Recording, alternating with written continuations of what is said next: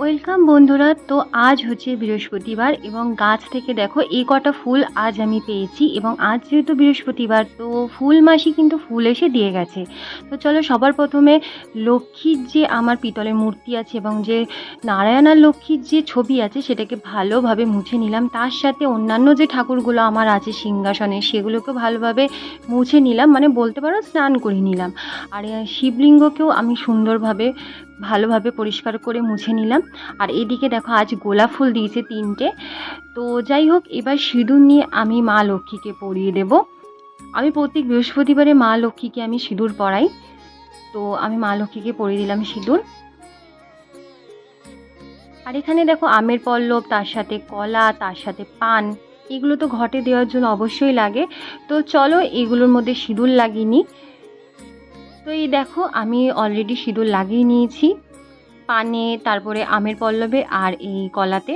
তো চলো এবার ঘর সাজিয়ে নেওয়া যাক।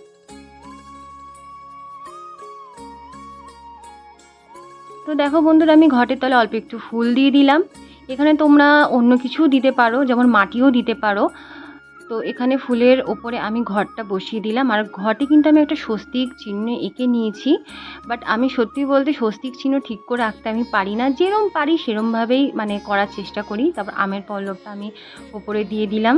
এবার তার ওপরে আমি পান পাতাটা দিয়ে দিলাম এবং পান পাতার ওপরে কলাটা দিয়ে দিলাম।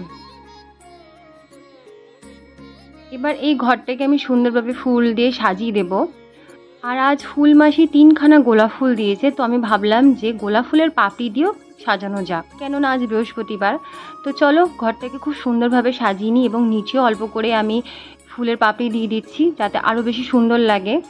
শুধু ভিডিও বানানোর জন্য না, আমি ঘট এইভাবেই সাজাই প্রত্যেক বৃহস্পতিবারে।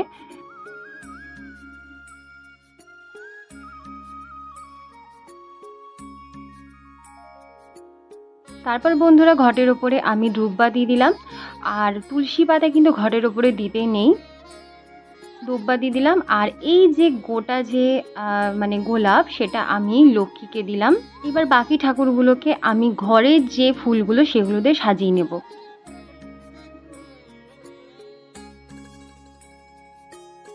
তারপর বন্ধুরা দেখো আরেকটা যে গোলাপ ফুল ছিল সেটা দিয়ে আমি পাপড়ি নিয়ে নিয়েছি। সেখান থেকে আমি সুন্দরভাবে আমার যে গোপাল আছে তাদের আমি সাজিয়ে নেব।